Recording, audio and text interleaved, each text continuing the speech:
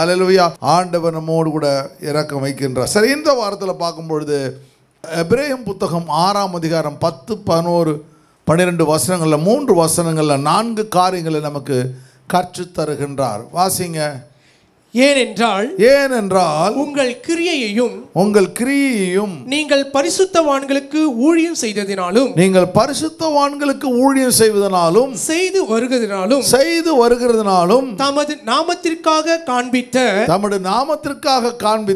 அன்புள்ள பிரயாசத்தையும் மறந்து விடுகிறதற்கு தேவன் அநீதி உள்ளவர் அல்லவே. The God is not unjust to forget your work and labor of love which you have shown towards his name, in that you have ministered to the saints and to minister. ஆண்டவர் இந்த வார்த்தையின் மூலமா 4 காரியங்களை தேவன் நமக்கு கற்றுத் தருகிறார். இந்த 4 காரியங்கள் என்னன்னு பார்க்கும்பொழுது இந்த செய்தியினுடைய தலைப்பு செக்யூரிட்டி ஆஃப் ஹாப்பினஸ், மகிழ்ச்சியின் பாதுகாப்பு.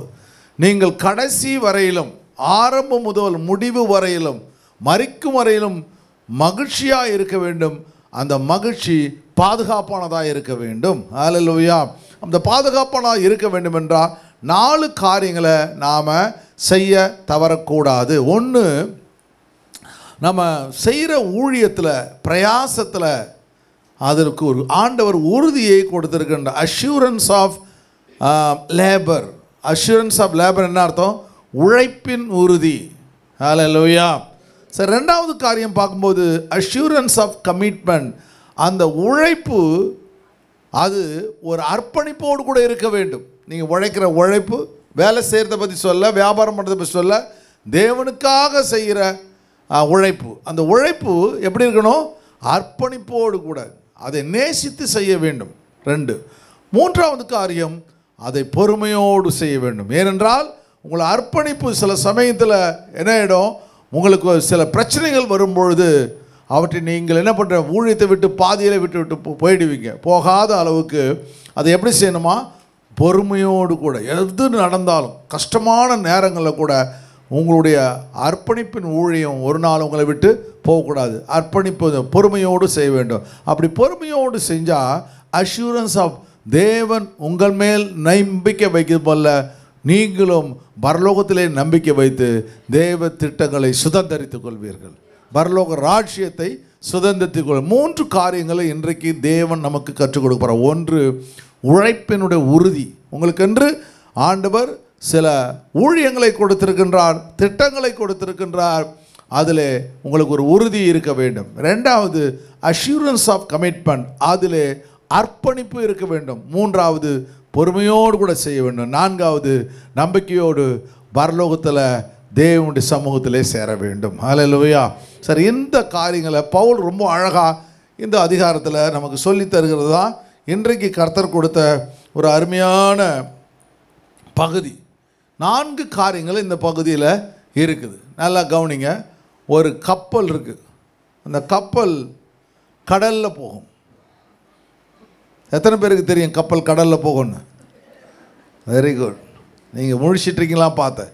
கப்பல் கடலில் போகும். கடலில் போகும்போது பாருங்கள், ஆகாய விமானம் போது, காரு, மோட்டார் சைக்கிள் எல்லாம் போகுது, எல்லாத்துக்கும் ஸ்மூத்தாக இருக்குது இல்லை? பியூட்டிஃபுல் ரோடு போட்டிருக்காங்க. கொஞ்சம் ரோடு மழையில் டேமேஜ் ஆனோன்னா பதில் பத்திரிகையில் போட்டுடுறாங்க, ரோடு டேமேஜ் ஆகி போகுது, சரியாக குண்டும் குழியுமாக இருக்கிறது. குண்டும் குழியுமாக இருக்கான்.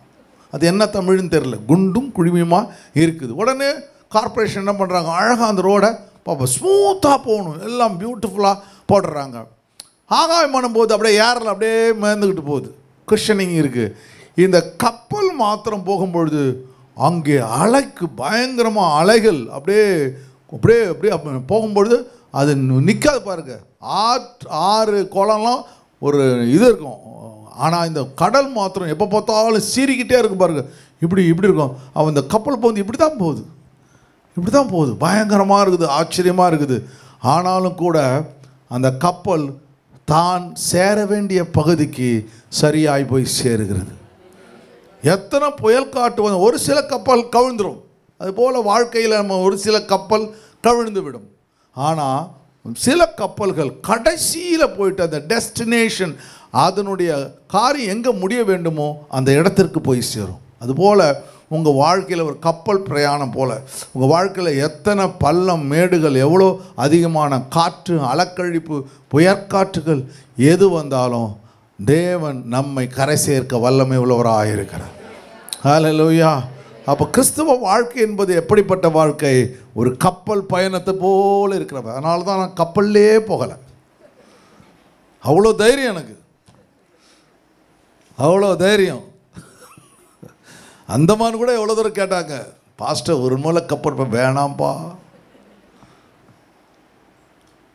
இது நோவா ஸ்டோரியிலேருந்து பிறகு யோனா ஸ்டோரியிலேருந்து எல்லாம் நான் அதனால் எனக்கு அது கொஞ்சம் அலர்ஜிப்பா. இதுவரை கர்த்தர் கிருபையா இப்போ தான் முடிவு பண்ணியிருக்கேன். சரி, ஒரு தடவை க்ரூஸ்லேயாவது போகலான்னு சொல்லி முடிவு பண்ணி வச்சுருக்கேன். இன்னும் அது தைரியம் வரல, என்னன்னு தெரியல. சரி அப்பாங்க. அப்போது இந்த 4 காரியங்களை கவனிங்க. எபிரேயர் 6:10 பவுல் ரொம்ப அழகாக எழுதுகிறான். என்ன எழுதுகிறான்? ஏனென்றால் ரொம்ப அழகாக எழுதுகிறான்.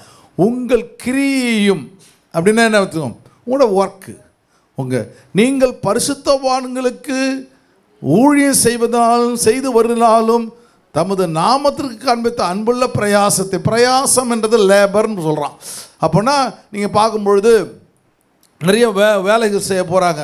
அந்த கன்ஸ்ட்ரக்ஷன் தான் நிறைய லேபரர்ஸ்ன்னு இருப்பாங்க இல்லையா? அவங்களாம் ஒர்க் பண்ண போகிறாங்க. ஒர்க் பண்ணும்பொழுது அவங்களுக்கு வேண்டிய கூலி கிடச்சிடுது. காலையில் சாயந்தரம் 5 மணிக்கு, காலையில் 8 மணி 9 மணிக்கு போகிறாங்க, சாயந்தரம் 5 மணிக்குள்ளே அவங்களுக்கு வேண்டிய கூலி கிடச்சிடுது. ஆனால் ஊழியம் செய்யும்பொழுது நமக்கு கூலி கிடைக்கல. கர்த்தர் நமக்கு பரலோகத்திலே பொக்கிஷங்களை சேர்த்து வைக்கிறார். ஹல்லேலூயா. அதனால தான் அவன் சொல்லும்பொழுது ரொம்ப அழகாக சொல்கிறான். ஏன் தன்னை அவனை ஈடுபடுத்திக் கொள்கிறான்? உங்கள் கிரியையும் நீங்கள் பரிசுத்தமாக. இந்த ஊழிய செய்யத்தில் 2 வகையான ஊழியத்தை அவன் காமிக்கிறான். ஒன்று என்னென்னா, நீங்கள் செய்கிற ஊழியங்கள் எப்படி செய்கிறீங்க பார்த்தீங்கன்னா, வாலண்டியர்ஸாக இருக்கிறீங்க, ஹாஸ்பிட்டல் மினிஸ்ட்ரி போகிறீங்க, இல்லை ஹாஸ்பிட்டல் மினிஸ்ட்ரி போகிறீங்க, பிறகு என்ன பண்ணுறீங்க, ஹவுஸ் மினிஸ்ட்ரி போனீங்க. இதெல்லாம் நீங்கள் தேவனுக்காக, தேவனுடைய ராஜ்யத்துக்கு செய்கிற ஊழியம். ஒரு சில ஊழியம் பாஸ்டருக்காக செய்கிறீங்க. என்ன செய்கிறீங்க? எனக்கு தண்ணி கொடுக்குறீங்க, எனக்கு கவனிச்சிக்கிறீங்க. அதே போல் நான் அம்மா அப்பா பாடுறாங்க, பாடும்பொழுது எல்லாம் சேர்ந்து கொயர் சேர்ந்து அவங்களோட சேர்ந்து பாடுறீங்க, மியூசிக் வாசிக்கிறீங்க. பிறகு நானும் பாடும்பொழுது என்னோட சேர்ந்து பாடுறீங்க. இது பரிசுத்தவான்களுக்கு செய்கிற ஊழியம். ஊழியத்தில் 2 வகை ஊழியம். ஒன்று தேவனுடைய ராஜ்யத்துக்கு செய்கிற ஊழியம், 2வது பரிசுத்தவான்களுக்கு செய்கிற ஊழியம். 2த்தையும் அவன் முக்கியப்படுத்துகிறான். இந்த 2 ஊழியம் மிக முக்கியம் சொல்கிறான். இவை எல்லாமே தேவனுடைய நாமத்துக்கு செய்கிற. யாருக்கு செய்யல? பாஸ்டருக்காக செய்யல, உனக்காக செய்யல, தேவனுடைய நாமம். ஹல்லேலூயா. என் பிரியமே ரூபவதி என அழைத்திடும் இன்ப சத்தம்.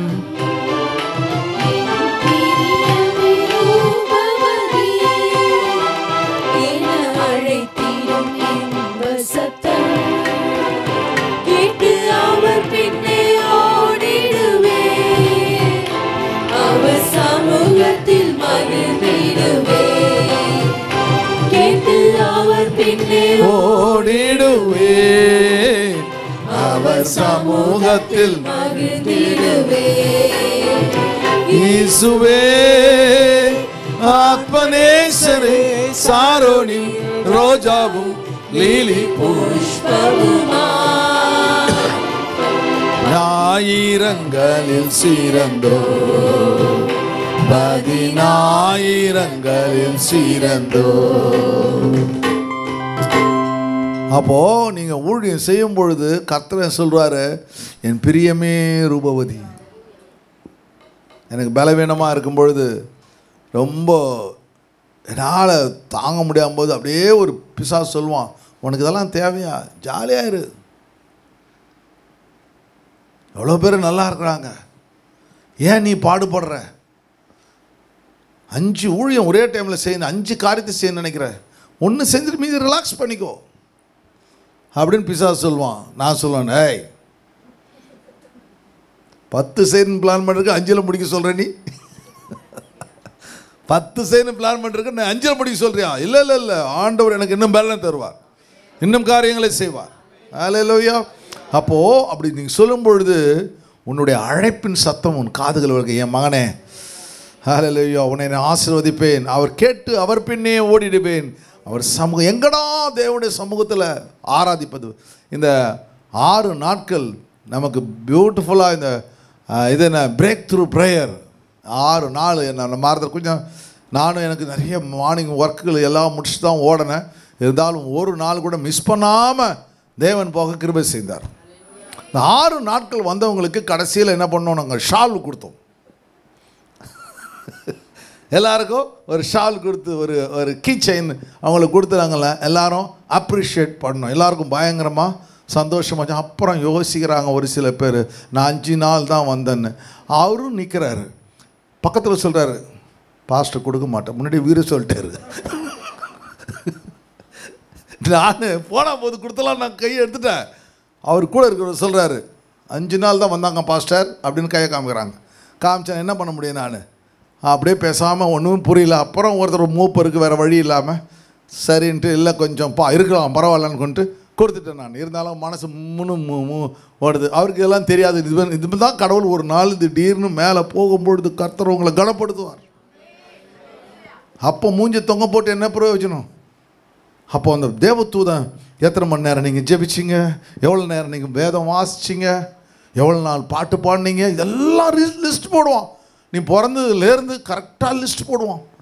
இப்போ ஜெரமியாவை எப்படி லிஸ்ட் போடுவான்? குழந்தை கர்ப்பத்திலே கர்த்தர் அவனை அபிஷேகம் பண்ணுறார். அவன் அன்னைக்கு தீர்க்க தரிசனம் சொல்கிறான், மறிக்கிறவளையும் இருக்கான். ஏசையா 2 குழந்தைங்களை பற்றி தீர்க்க தரிசனம், உன் மனைவிக்கு பேர் எப்படி வைக்கணும், உன் குழந்தைகள் எப்படி, என் பிள்ளைகள் அற்புதங்களாலும் அடையாளங்களமாக இருந்தார்கள். அந்த குழந்தை பருவத்திலே கர்த்தர் மனோவா பார்க்கும் பொழுது, நீ திராட்சரசம் குடியாமலும் எல்லாத்தையும் ஆண்டவர் அவனுக்கு கட்டளை கொடுக்க, குழந்தைய எப்படி வளர்க்கணும்னு சொல்கிறார். இப்படி ஒவ்வொரு குழந்தையும் கர்த்தர் ஆரம்பம் முதல் முடிவு வரையிலும் கர்த்தர் உங்களை கண்காணித்து கொண்டிருக்கிறார். நீங்கள் செய்கிற ஒவ்வொரு காரியம் நீங்கள் மறந்து போயிடலாம், மற்றவங்களும் ஏளனமாக பேசலாம், அதை குறித்து நீங்கள் ஒரு நாளும் கவலைப்படக்கூடாது. அல்லேலூயா. ஆனால் அழகாக சொல்கிறான், பியூட்டிஃபுல்லாக சொல்கிறான். என்ன சொல்கிறான்? ஆண்டவர் உன்னாலும் மறந்து விடுவதற்கு அநீதி உள்ளவர் அல்லவே. மனுஷன் மறந்து போயிடுவான், பாஸ்டர் மறந்து போயிடுவார். அல்லேலூயா. கர்த்தர் மறக்க மாட்டார். உன்னை பார்த்து சொல்வார், என் பிரியமே ரூபவதி. அல்லேலூயா. உன்னை அழைத்தேனே, என் சமூகத்தில் வந்து நீ தரித்திருந்தாயே, உன்னை நான் மறக்க மாட்டேன். அதனால் 2 ஊழியம் மிக மிக முக்கியமான ஊழியம் என்று பவுல் நமக்கு சொல்லித் தருகிறத பார்க்க முடிகிறது. சரி, கவனிங்க. இந்த வசனங்களை பார்க்கும் பொழுது முதல் ஒரு வசனத்தை வாசிப்போம். அந்த வசனத்தை கவனிங்க. ஆண்டவர் சமூகத்தில் வந்து நீதிமொழிகள் 14:23 பார்க்கிறோம். சகல பிரயாசத்தினாலும் பிரயோஜனம் உண்டு. உதடுகளின் பேச்சோ வறுமையை மாத்திரம் தரும். ஆமா, உதடுகள் பேச்சோ வறுமையை மாத்திரம்.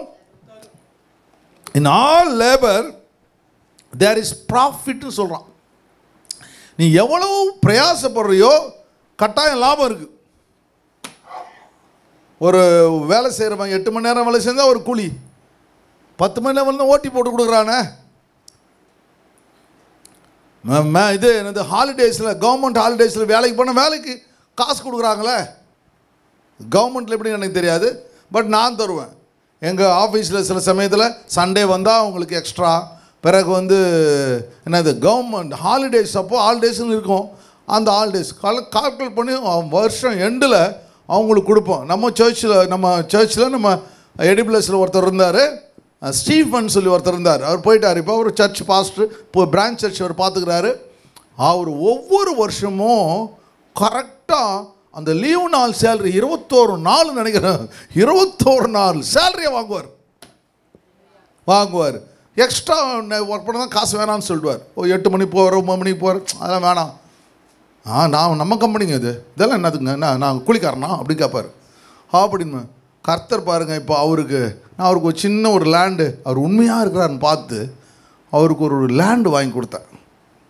வாங்கி கொடுத்து இப்போது எத்தனை லட்சமோ போகுது. சொந்த வீடு கட்டிக்கிட்டு ஒரு சர்ச்சையும் கட்டிக்கிட்டு இப்போ கர்த்தருக்கு அவர் ஊழியம் செய்துக்கிட்டு இருக்கிறார்.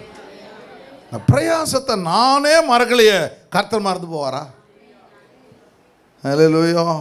கவனிச்சுக்கிட்டே இருக்கணும் யார் உண்மையாக இருக்கிறாங்க, அவங்களுக்கு எப்படி செய்யலாம், என்ன செய்யலாம். அப்போ ஆண்டவர் சொல்கிறாரு அப்படி. அதனால் இந்த ப்ராஃபிட் பாருங்கள், சகல பிரயாசத்தினாலும் பிரயோஜனம் உண்டு. நீ கம்பெனியில் உண்மையாக உழைச்சினா உனக்கு பிரயோஜனம் உண்டு, ஊழியத்தில் உண்மையாக வச்சா உனக்கு பிரயோஜனம் உண்டு. பிரயோஜனம் உண்டு. உதடுகளின் பேச்சோ வறுமையை மாத்திரம் தருமா. அப்போது talk of the lips tendeth only a பென்யூரின்னு போட்டிருக்கு. இதில் வந்து ரொம்ப அழகான வாசத்தை வந்து வேறு டிரான்ஸ்லேஷன் ரொம்ப நல்லாயிருக்கும். என்ன வாசம்னா, but idle chatter leads only to poverty, ஏழ்மையை தரும். ஐடியல் சேட்டர், தேவையில்லாத பேசக்கூடாது. சொல்லுங்கள், தேவையில்லாத கரங்களை வச்சு சொல்லுங்கள், தேவையில்லாத பேச, தேவையில்லாத நேரத்தை நம்ம வேஸ்ட் பண்ணக்கூடாது. ஹல்லேலூயா. ஐடியல் சேட்டராக இருக்கக்கூடாது. அக்கா என்னக்கா ரொம்ப நாளாச்சு ஒன்றை பார்த்து, போச்சுரா வருமா வரப்போகுதுரா அப்படின்னு உள்ளுக்குள்ளே நினச்சிக்கணும். அண்ணா எப்படின்னா இருக்கீங்க, போச்சுரா பாவட்டி வரப்போகுது, வருமா வரப்போகுதுரா அப்படின்னு நினச்சிக்கணும். தேவையில்லாத 1 மணி நேரம் வேஸ்ட் ஆக போகுதுரா. சனிக்கிழமை எனக்கு பார்த்தீங்கன்னா எங்கே இருந்தால் அந்த நினைவு வருமா உங்களுக்கு தெரியாது. அப்படியே ஒரு 8-10 ஃபோன் கால் வரும். பாஸ்டர் பத்திரிக்கை வைக்கலான்னு இருக்கேன் பாஸ்டர். வைக்குமா? வாமா, சனிக்கிழமை நீங்கள் ஃப்ரீயாக பாஸ்டர். எந்த நாளில் நம்ம ஃப்ரீ இல்லையோ பிசாசு அவங்களை ஏவறான். என்ன சொல்கிறான், சனிக்கிழமை வைக்கலாமா பாஸ்டர்? ஒன்றுமே இல்லை பாஸ்டர், 2 நிமிஷம் வந்துட்டு வச்சுட்டு ஓடி போடுவோம் பாஸ்டர். 2 நிமிஷம் வச்சுட்டு அது முடியுமா? அந்த ஊருக்கு அதை இருக்கிறதெல்லாம் வருமே. அதில் நான் ரொம்ப ஸ்ட்ரிக்டாக சொல்லிடுறது, 2 நிமிஷம் இல்லைம்மா, 1.5 நிமிஷம் கூட டைம் இல்லைம்மா. நேற்று 3 பண்ணுச்சு, அதனால தான் சொல்கிறேன். 3 பேர் நிறைய ஃப்ரெண்ட்ஸுங்களும் பண்ணாங்க. இல்லை சாரிங்க, சாட்டர்டே முட்டுறாதுங்க, முடியாதுங்க, முட்டுருங்க. அதுபோல் உதடுகளின் பேச்சு வறுமையை தரும். இப்போ கர்த்தருக்கு கொடுக்க வேண்டிய நேரத்தை நீ கொடுக்கும் பொழுது கர்த்தர் உன்னை செழிப்புள்ளவனாய் மாற்றுகிறார். அல்லேலூயா. 1 கொரிந்தியரில் வாசிக்கும் பொழுது 15ஆம் அதிகாரத்தில் வாசிக்கும் பொழுது அவன் சொல்கிறான் பாருங்க, 14ஆம் வசனம் நிறைய இருக்குது. என்ன பண்ணுறது, டைம் இல்லாமல் போதேன்னு நினைக்கிறேன். கிறிஸ்து எழுந்திருக்கவில்லை என்றால் எங்கள் பிரசங்கமும் விருதா, உங்கள் விசுவாசமும் விருதா. இப்போ கொரிந்தி சபைக்கு எழுதுகிறான், உயிர்த்தெழுதலை குறித்து எழுதுகிறான். ஆண்டவர் இயேசு உயிர்த்தோடு எழுந்தார், உயிரோடு எழுந்தார் என்பதை இருக்கிற அத்தனை அப்போஸ்தலர்களும் பார்த்தாங்க. அதனால் அந்த இயேசுவை பற்றி தான் நான் பிரசங்கிக்கிறேன். இயேசு உயிர்ந்தோடு எழுந்திருக்கலனா என் பிரசங்கம் விருதா. ஏன் நான் விருதுன்னு சொல்கிறேன்னா, நானும் மரித்தால் என்னையும் அவர் உயிரோடு கூட எழுப்புவார். அதனால் யாரெல்லாம் இயேசுவோடு கூட இருக்கீங்களா அத்தனை பேரையும் கர்த்தர் என்ன பண்ணுவார், மரணத்துக்கு பிறகு ஒரு உயிர்த்தெழுதல் உங்களுக்கு உண்டு அப்படின்னு சொல்லி அந்த அதிகாரத்தில் பியூட்டிஃபுல்லாக எழுதிட்டு வரான். ரொம்ப அழகாக எழுதலாம். நிறைய வசனங்கள் இந்த அதிகாரத்தில் நாம் படிச்சுட்டு, ரிசரக்ஷன் ஆஃப் த டெட். அப்போ ஒரு நாள் வரும், எக்காலம் துணிக்கும், தாயங்களும் எல்லாம் உயிரோடு கூட எழுந்திருக்க போகிறோம், வரிசையாக உயிர்ப்பிக்கப்படுவார்கள். ஆதாம் செய்த பாவத்தெல்லாம் தேவன் மன்னித்து உன்னையும் என்னையும் உயிரோடு கூட எழுப்புவார். எல்லாம் அழகாக அந்த காரியங்களை எழுதி கொண்டு வரும். அதனால் நான் பிரசங்கம் பண்ணுற அத்தனை காரியம் உண்மையாக நிறைவேற போகிறது. நான் பிரயாசப்பட்டது ஒன்றும் வீணாக போகலை. நான் ஒரு நாள் உயிரோடு கூட இருந்து இயேசுவை முகமுகமாய் தரிசிக்க போகிறேன். இதுதான் கர்த்தர் நமக்கு கொடுத்த பெரிய ஆசீர்வாதத்தினுடைய பிரயாசம். 2வது காரியத்துக்கு வாசிக்கும் பொழுது அங்கே பார்க்கின்றோம் பரிசுத்த ஆவியாருடைய வல்லமையான அபிஷேகத்தை. அல்லேலூயா, அல்லேலூயா. அதனால தான் சங்கீதம் 127 கர்த்தர் வீட்டை கட்டுகிற பிரயாசை விருதா. அப்போ ஆண்டவர் தான் நம்முடைய எல்லா காரியங்களும். வீடு என்றால் நம்முடைய நம்முடைய நம்முடைய நம்முடைய சந்தோஷத்துக்கு கட்டப்படுகிற ஒன்று. அதே போல் வாழ்க்கையும் தேவன் கட்ட வேண்டும் என்பதை புரிந்து கொள்ள வேண்டும். சார், 2வது அஷூரன்ஸ் ஆஃப் கமிட்மெண்ட். அப்போ அந்த பிரயாசம் எப்படி இருக்க வேண்டும், அது அர்ப்பணிப்போடு கூட செய்ய வேண்டும். அல்லேலூயா. அர்ப்பணிப்போடு கூட செய்ய. சில பேர் நான் பார்த்துருக்குறேன், டக்குன்னு கிளம்பும்போது ஓடி வந்து இது ஒரு பாஸ்டர்ஸு என்னுடைய ஷூ எடுத்துகிட்டு வருவாங்க. நம்ம கோயம்புத்தூர் அங்கெல்லாம் வெளியே போகும்பொழுது அப்படி எப்படி தேடுவோம் பாரு, உடனே ஷூ எடுத்துகிட்டு வருவாங்க. ஷூ எடுத்துகிட்டு வந்த ஆள் என்ன பண்ணுவான்னா டக்குன்னு அவனுடைய ஹேண்ட் கர்ஷிப்பை எடுத்து அந்த ஷூவை துடைப்பான். அவர் ஊழியக்காரரு, அவர் என் ஷூவை துடைப்பா, இது ஸ்பாட் ஒழுங்கண்ணா, இப்போ இது என்னண்ணே சும்மா 100 ரூபா ஹேண்ட் கர்ஷிப் என்னண்ணே நீங்கள் நம்ம ஊருக்கு வந்துருக்கீங்க அப்புறம் துடைச்சி ஓடிப்பான். அப்போது நான் அங்கேருந்து காரில் போய் ஃப்ளைட்டில் ஏறி இறங்குறவர்களையும் அந்த ஊழியக்காரன் என் மனசில் இருப்பான். இதுதான் அர்ப்பணிப்பு, டெடிகேஷன். செய்யும்பொழுது அவர்கள் என்ன நினைக்கிறார்களோ அதை நினைத்து செய்கிற காரியம். நிறைய பேர் தவறு பண்ணுறது இடத்துல தான். அப்படித்தான் winning the heart of the people. இருதயத்தை எப்படி அப்போ அவன் மனகம் நாளைக்கு அவன் ஒரு காரியத்தை என்ன கேட்டான்னா முடியாது நான் சொல்லவே மாட்டேன். அவன் ஒன்றும் ஜாயின்ட் செக்ரட்டரியாக இருப்பான். ஏய் நீ தான்டா பிரசிடென்ட்னு சொல். ஹல்லேலூயா. ஏர்போர்ட்டில் உட்காந்துருந்தேன், கோயம்புத்தூர் ஏர்போர்ட்டில் உட்காந்துட்டு இருக்கும் பொழுது ஒரு பாஸ்டர், அவர் வந்து சாதாரண ஒரு பாஸ்டர், ஒரு சின்னாரில் ஏதோ ஒரு மினிஸ்டர். அப்போது திடீர்னு பார்த்தா அண்ணா அப்படின்னு பக்கத்தில் வந்து உட்காந்தார். கொஞ்ச நேரம் பேசிகிட்டு இருந்த உடனே பார்த்தா அவருக்குள்ளே இருக்கிற நிறைய காரியங்களை பார்த்தேன். ஓடி போய்ட்டு தண்ணி வாங்கிட்டு வராரு, என்னென்னமோ பண்ணுறாரு. அப்புறம் என்ன பண்ணுறீங்க? இல்லை நான் இந்த ஊழியம் செய்கிறேன். நான் சொன்னேன் வந்துட்டு உடனே ஒரு டயசிஸுக்கே பிரசிடென்ட் ஆகிட்டேன். அவர் சொல்லுவார் பிரசங்கத்தில், என்னை அண்ணன் வந்து கோயம்புத்தூர் ஏர்போர்ட்லேயே கண்டுபிடித்தார். ஒரு நிமிஷத்தில் பிரசிடென்ட். இப்போ அவர் அடுத்த லெவலுக்கு கொண்டு போயாச்சு, ஜாயின்ட் செக்ரட்டரி, டாப் லெவல். எல்லா பிரசிடென்ட்டுக்கும் பிரசிடென்ட்னு என்ன அர்த்தம்? 150 400 பாஸ்டர்களுக்கு தலைவன். அந்த 400 பாஸ்டர் தலைவன் அதே போல் வந்து ஒரு 5000 சபைகளுடைய தலைவனுக்கு ஜாயின்ட் செக்ரட்டரி. அந்த பொசிஷனுக்கு கர்த்தர் கொண்டு வந்துட்டார். ஒரு நாள் அந்த தாளந்துகளை அது போய் யோசிப்போது, இப்படி நம்ம ஆண்டோடைய ஊழியம் செஞ்சால், அர்ப்பணிப்போடு செய்தால், மனுஷன் நம்ம கனப்படுத்தலை, கர்த்தர் உங்களை கனப்படுத்துவார். ஹல்லேலூயா, ஹல்லேலூயா, ஹல்லேலூயா. இடது கையவ தலைக்கு வலக்கரத்தாலே தாங்குகிறார். அவர் இடது கை என் தலைக்கு வலக்கரத்தாலே தாங்குகிறார். அவர் நேசத்தால் சோகமானே என்னை பரந்த கொடி நேசம். அவர் நேசத்தால் சோகமானே என்னை பரந்த கொடி நேசமே. இயேசுவே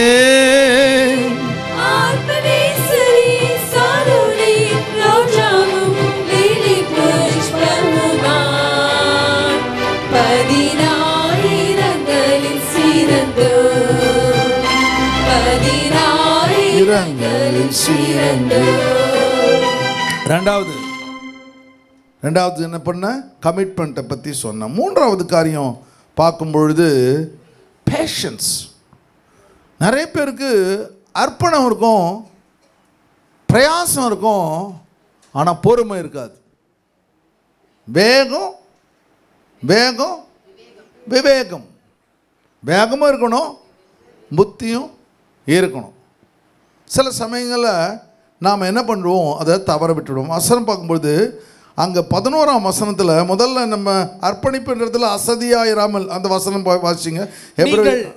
நீங்கள் அசதியாயிராமல் போதும். அதுதான் வந்து அந்த கமிட்மெண்ட்டுக்கு வேண்டிய வசனம், அது புரிஞ்சுங்க. ரெண்டாவது பார்க்கும் பொழுது அஷூரன்ஸ் அப்படின்னா உறுதி, பொறுமையின் உறுதி. பொறுமையில் உறுதியாக இருக்கணும் கடைசி வரலையும்.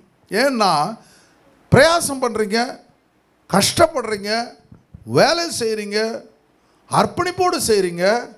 ஆனால் பொறுமை இல்லைன்னா ஒரு 4 பிசாசு என்ன பண்ணுவான், உங்களை அந்த ஊழியத்தை விட்டே அனுப்பிச்சிடுவான். தாங்க முடியாத பொறுமை. நம்ம சர்ச்சில் ஊழியம் செய்யறவங்களுக்கு ரொம்ப பொறுமை தேவை.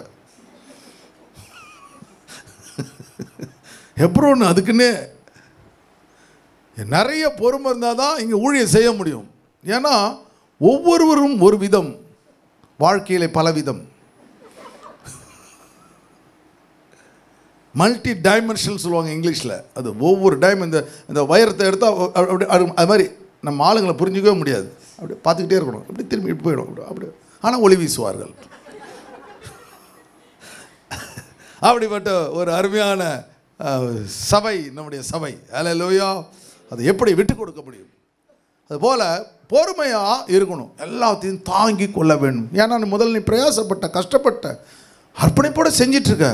பொறுமை இல்லைன்னா அந்த ஊழியம் உன்னை விட்டு போயிடும். இவ்வளோ தூரம் கஷ்டப்பட்டது 10 வருஷம் ஊழியம் செஞ்சு கடைசி நாள் விட்டு முடிஞ்சு போயிடுச்சு மேட்ரு. ரொம்ப எல்லாம் ஒன்றும். அப்போ அந்த பொறுமை மிக முக்கியம். அதுதான் அவன் சொல்கிறான் பாருங்கள். 6:11 வாசிங்க. வாக்குத்தத்தமான ஆசீர்வாதங்களை, அந்த ஒரு அசதியாயிராமல் அது வாக்குத்தத்தமான ஆசீர்வாதங்களை விசுவாசத்தினாலும் நீடிய பொறுமையினாலும் சுதந்தரித்துக் கொள்ளுகிறவர்களை பின்பற்றுகளாய் இருந்து. அப்போ உனக்கு முன்னாடி நிறைய பேர் ஊழியம் செஞ்சிருக்காங்க. அவங்களெல்லாம் யோசிச்சு பார்த்துக்கோ.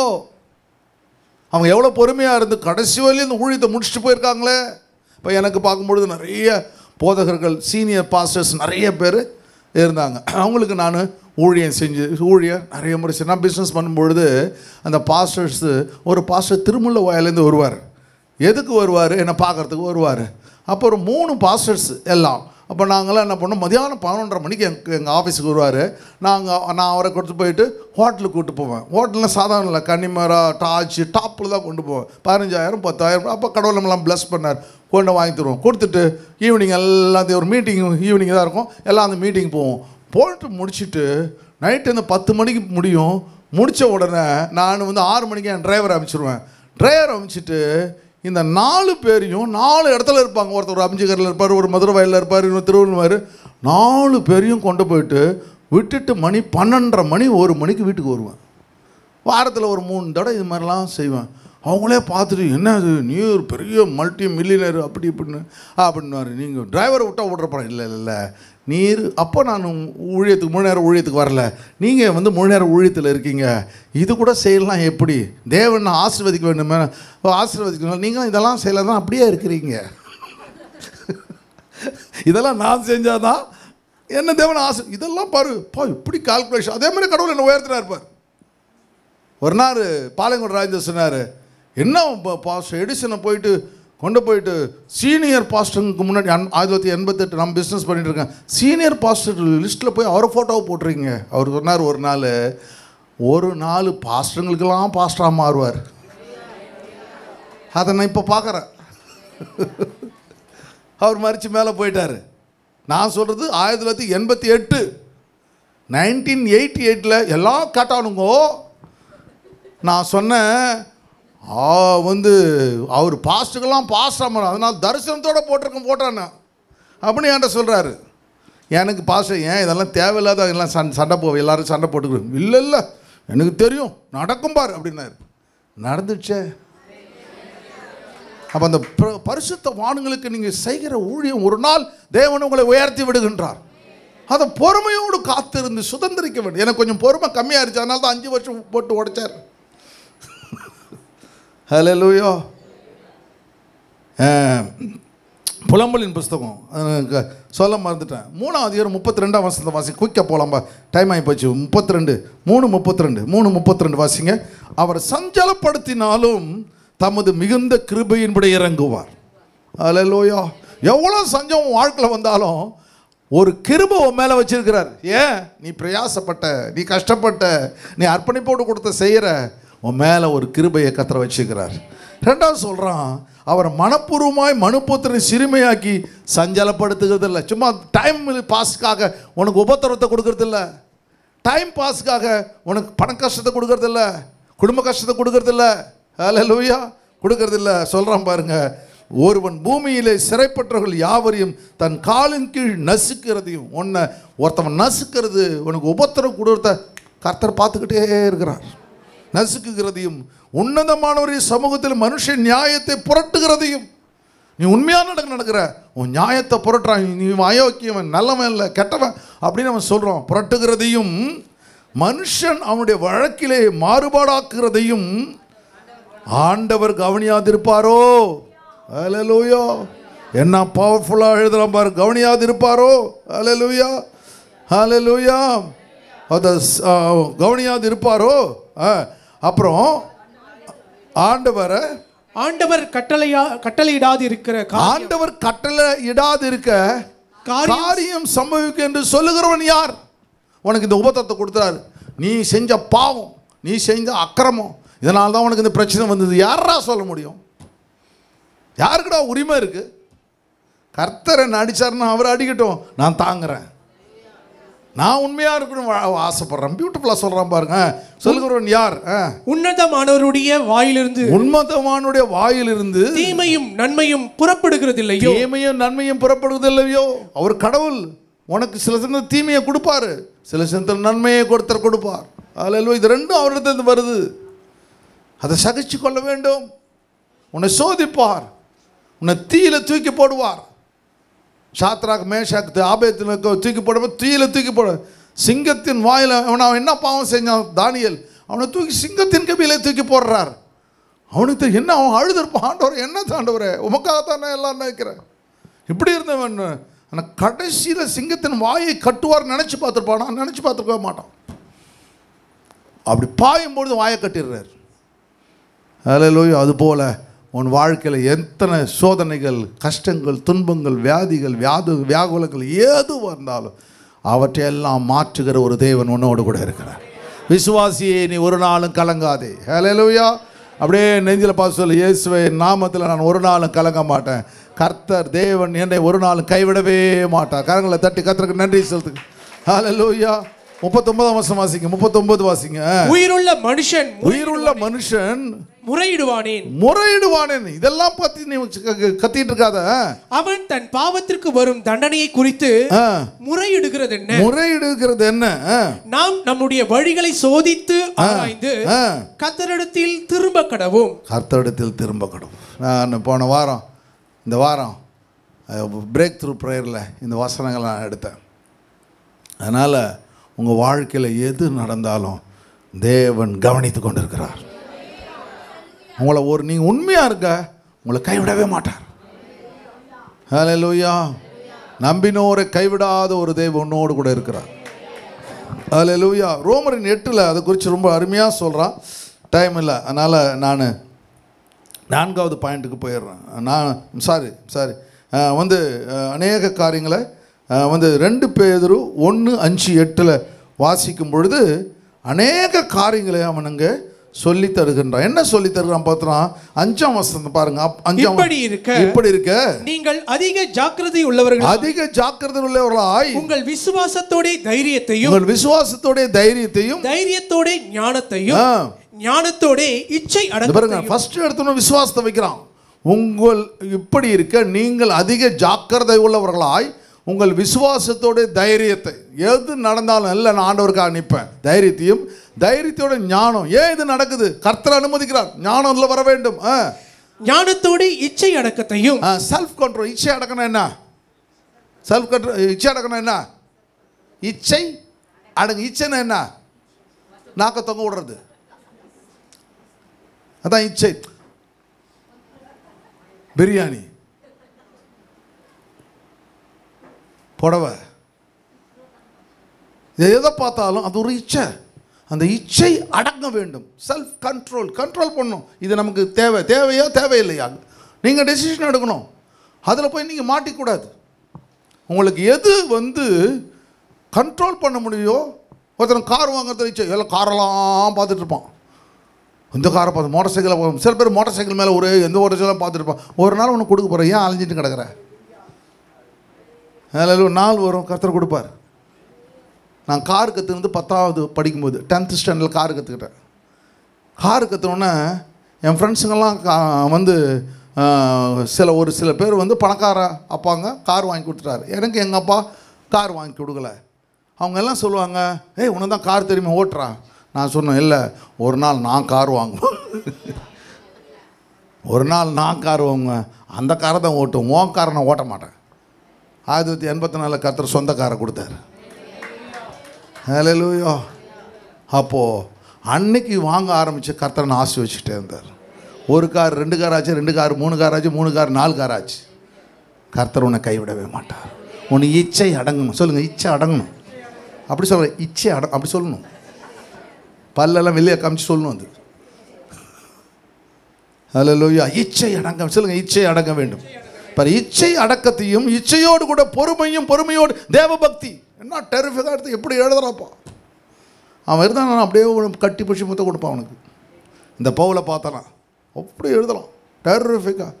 இச்சை அடக்கத்தோடு பொறுமையாரு, அலையாத. சொல்லுங்க, அலையாத, அவசரப்படாத. சொல்லுங்க, அலையாத, அவசரப்படாத. பொறுமையோடு கூட தேவபக்தி. அந்த பொறுமை வரும்பொழுது தேவபக்தி கூட வந்துடணும். ஐயோ, நான் பிரயாசப்பட்டேன், நான் அர்ப்பணித்தேன், ஐயோ இவங்க என் கோபத்தை கிளப்புறாங்களே. சும்மா கோபம் வரும்பொழுது ஒரு 3 டெக்னிக்ஸ் உலகம் கற்றுக்குது. என்னென்னா, கோபம் பொழுது கண்ணை மூடிடணுமா. உங்களை யாராவது திட்டுறாங்கன்னா சாதாரணமாக இல்லை, கெட்ட வார்த்தையில் திட்டுறாங்க. அப்போ ஆண்டவர் என்ன செஞ்சார் சிலுவையில்? பிதாவே இளை மன்னியும், தாங்கள் செய்கிறது இன்னதென்று அறியாது இருக்கிறார். அந்த லெவலுக்கு போயிடணும். அந்த லெவலு, சிலுவை லெவலுக்கு போயிடணும். ஆமாம், அவர் மேலே இருக்கிறார், இது கீழே இருந்து திட்டிகிட்டு இருக்குது. அவர் உயிரோடு எழுந்து போகிற அதுங்களுக்கு தெரியல. சாத்தானை தன் காலின் மேலே நசுக்க போகிறது அவனுக்கு தெரியல, சாத்தானுக்கு. அல்லேலூயா. அவர் சொல்கிறார், ஒன்றும் தெரியாத பைத்தியக்கார பசங்க. அவன் நினச்சிக்கிட்டான் என் ட்ரெஸ்ஸை கட்டிட்டு நான் அடித்ததெல்லாம் பெருமையாக நினச்சிட்ருக்கான். நான் உயிர் தேடப் போகிறேன், மகிமின் சரீரத்தோடு உயிர் தேடப் போகிறேன், பரலோகத்துக்கு போகிறேன் அப்படின்னு சொல்லிட்டு ஆண்டவர் அது போல பொறுமையும் பொறுமையோடு தேவபக்தியும் தேவபக்தியோட சகோதர சிநேகத்தையும். சகோதர சிநேகம் விட்டுடக்கூடாது. சகோதர சிநேகத்தை அந்த பொறுமையில், ஐயோ இந்த நான் திட்டா இந்த விசுவாச சபை விட்டு போயிடுமே, போகக்கூடாது. நான் திட்டு வாங்குறேன், பரவாயில்ல, நான் சகிச்சுக்கிறேன். இந்த காரியம் அப்படி தான் கர்த்தர் எனக்கு கொடுத்த ஆர்கனைசேஷன்லாம் 18 ஆர்கனைசேஷனில் கர்த்தர் என்னை டைரக்டராக வச்சுருக்கிறாரு, ப்ரெசிடெண்ட்டாக வச்சுருக்கிறார். ஒரு ஆளை கூட வேலை விட்டு எடுக்கல. திருத்துவேன், திருந்தலாம் திருத்துவேன், திருத்த பார்ப்பேன், திருந்தலாம் திருத்துவேன், எப்படியா திருத்துவேன். தேவ பக்தியோடு சகோதர சிநேகம் மிக முக்கியம். சகோதர சிநேகத்தோடு அன்பையும் கூட்டி வழங்க. ஹல்லேலூயா. பரவாயில்ல, நேற்று திட்டா என்னமோ மூடு சரியில்லை பொழுது புருஷன் தான் திட்டியிருப்பார், அதே மூடில் இங்கே வந்துட்டேன். பரவாயில்லம்மா, ஐ லவ் யூம்மா, ஐ லவ் யூ அப்படி சொல்லு. ஒரு கையை பிடிச்சி கொடுத்துட்டு காசுக்கு தான் வேணுமாம்மா அப்படி கேட்டு பாருங்க, அப்படியே ஃப்ளாட் ஆகிடும். ஹல்லேலூயா. சகோதர சிநேகத்தையும் அன்பையும் கூட்டி வழங்குங்கள். இதுதான் கடவுள் நமக்கு கொடுத்துற பியூட்டிஃபுல் காரியம். அந்த பொறுமையில் நாம் கற்றுக்கொள்ள வேண்டியது. 4ஆம் காலத்தில் முடிச்ச 4வது காரியம் அப்படின்னு அஷ்யூரன்ஸ். 4வது காரியம் முடிக்க போகிறோம், ஒரு 2 மினிட்ஸ்மா முடிச்சிடலாம். Assurance, Hebrew 6:12. உங்கள் நம்பிக்கை உங்களுக்கு 6:12மா, ஹீப்ரு 6:12. உங்களுக்கு நம்பிக்கையின் பூரண நிச்சயம் உண்டாகும்படி, உங்களுக்கு நம்பிக்கையின் பூரண டைம் ஆகி போச்சுமா, உண்டாகும்படி நீங்கள் யாவரும் முடிவு பரியந்தம் அப்படியே ஜாக்கிரதையை காண்பிக்க வேண்டும் என்று ஆசையாய் இருக்கிறோம். அவனுக்கு ஆசை என்னன்னா, யாரெல்லாம் இந்த 3 காரியங்களை என்ன செஞ்சாங்க, பிரயாசப்பட்டாங்க, அர்ப்பணிச்சாங்க, பொறுமையாக இருக்கணும். 4வது காரியம், எல்லாத்துக்கும் மேலே நமக்கு ஒரு நம்பிக்கை இருக்குது, நம்ம பரலோகம் போக வேண்டும். அந்த ஆசையை நீங்கள் நிறைவேற்றி விடுங்கள்னு சொல்லி அவன் அழகாக எழுதுகிறான். உங்களுக்கு நம்பிக்கையின் பூர்ண நிச்சயம் உண்டாகும்படி நீங்கள் யாவரும் முடிவு பரிந்தும் அப்படியே ஜாக்கிரதையை காண்பிக்க வேண்டும் என்று ஆசையாக இருக்கிறோம். ஹல்லேலூயா. ஹோப்னா என்ன அர்த்தம்? கோல் ஓரியன்டன்னு சொல்லுவாங்க. எதை அடைய வேண்டுமோ அதை அடைவேன். ஹல்லேலூயா, ஹல்லேலூயா. 2வது ஹோப்னா ஸ்ட்ராட்டஜி. அந்த ஸ்ட்ராட்டஜின்னா தமிழில் என்ன சொல்கிறது, ஸ்ட்ராட்டஜின்னா அந்த ரகசியம்னு சரியாக வர மாதிரி சரியான வேர்டுகளை. ஸ்ட்ராட்டஜின்னா அந்த அதுக்கு என்னென்ன வழிமுறைகள் இருக்கோ அந்த வழிமுறைகளை நான் பின்பற்றுவேன். ஹல்லேலூயா. 3வது காரியம், ஐ வில் மோட்டிவேட் அதர்ஸ். மற்றவர்களை நான் உற்சாகப்படுத்துவேன். ஹோப்னு என்ன சொன்ன, எதை அடைய வேண்டுமோ அதை நான் அடைவேன், அதான் நம்பிக்கை. 2வது என்ன சொன்ன, அதை அடைய வேண்டும் என்று வழிமுறைகள் எது இருக்கோ அந்த வழிமுறைகளை நான் பின்பற்றுவேன். மூன்றாவது காரியம், நான் பின்பற்றுவது மாத்திரம் மற்றவர்களுக்கு சொல்லித் தடுப்பேன். இதுதான் ஹோப், நம்பிக்கையினுடைய அருமையான அஸ்திபார காரியங்கள். அப்போது ஆண்டவர் தேவன் என்ன செய்கிறார்? தேவனுடைய திட்டங்களும் தேவ தயவுகளும் கர்த்தர் நம்மோடு கூட நிறைவேற்ற வல்லமை. அப்போ நம்பிக்கை அவன் முடிக்கும்போது அழகாக முடிக்கிறான். ஆண்டவர் நம்பிக்கை மேலே வச்சு நம்பிக்கை, நீ முடிவு பரியந்தம் கடைசி வரையிலும் நிற்க வேண்டும். அல்லேலூயா. ஒரு பெரிய வார் நடக்குது, 2 நாட்டுக்கு வார் நடக்குது. வார் நடக்கும் பொழுது ஒரு சோல்ஜரை சுட்டுறாங்க. சுட்ட உடனே அந்த சோல்ஜர் அப்படியே தவழ்ந்து போகிறான். அவங்க இருக்கிற கூடாரத்துக்கு போகிறான். தவழ்ந்து போய் அடிபட்டு அப்படியே நடந்து தவழ்ந்து போகிறான். அவனுக்கு என்ன ஆசைன்னா, சாகிறதுக்கு முன்னாடி அவன் டேபிள் மேலே வேதாகமம் இருக்குது, பைபிள் இருக்குது, அந்த பைபிளை அணைச்சிக்கிட்டு சாகணும்னு சொல்லிட்டு போகிறான். இவன் போகிறத எதிரி பார்க்குறான். அவன் அந்த கூடாரத்தை அடிக்கிறான், மிஷின் கண்ணால் கட்ட கட்ட கட்ட கட்ட கட்டன்னு அடிக்கிறான். அந்த மிஷின்லாம் அடிக்கும் பொழுது அந்த புல்லட்டு போயிட்டு அந்த டேபிள் மேலே வச்சிருந்த அந்த பைபிளை தொலைச்சிடுது. அந்த பைபிளை அடிச்சிடுது. அடித்த உடனே அந்த பேப்பர்லாம் பறக்க ஆரம்பிக்குது. அந்த பேப்பர் பறந்து அப்படியே எல்லாம் பறந்து போகுது. இவன் கிட்ட வரான், அந்த பைபிள் அப்படியே பேப்பர்லாம் பறந்து போகுது. இருதயம் உடையுது. அப்படியே பார்த்துக்கிட்டே இருக்கும்போது அதில் ஒரு பேப்பர் இவன் மூஞ்சி மேலே விழுது. அந்த மூஞ்சி மேலே விழுந்த உடனே அந்த பேப்பரை எடுத்து பார்க்குறான். அந்த பேப்பரில் அந்த வசனம் என்ன சொல்லுது? நானே உயிர்த்தெழுதலும் ஜீவனுமாக இருக்கிறேன், மரித்தேன், சதா காலையிலும் உயிரோடு கூட எழுந்திருப்பாய். அப்படின்னு என்ன அர்த்தம்? நீ மரிச்சாலும் கவலைப்படாத, உன்னை நான் உயிரோடு கூட எழுப்புவேன். ஏன்? கிறிஸ்துவுக்குள்ளே நீ மரித்து விட்டாய். அருமையான தேவ ஜனமே, 4 காரியங்களை கர்த்தர் இன்றைக்கி நம்ம கற்றுக் கொடுத்தார். நம்பர் 1, ஆண்டோடைய சமூகத்தில் அஷூரன்ஸ் ஆஃப் லேபர், உழைப்பினுடைய உறுதி. அஷூரன்ஸ் ஆஃப் கமிட்மெண்ட், அது அர்ப்பணிப்போடு கூட செய்ய வேண்டும். 3வது, அது பொறுமையோடு கூட செய்யும் பொழுது நம்முடைய நம்பிக்கையை தேவன் நிறைவேற்றுவார். இந்த செய்தியினுடைய தலைப்பு செக்யூரிட்டி ஆஃப் ஹாப்பினஸ். தேவன் ஒரு மகிழ்ச்சியின் பாதுகாப்பை உங்கள் வாழ்க்கையில் கொடுக்க இரக்கமுள்ளவராக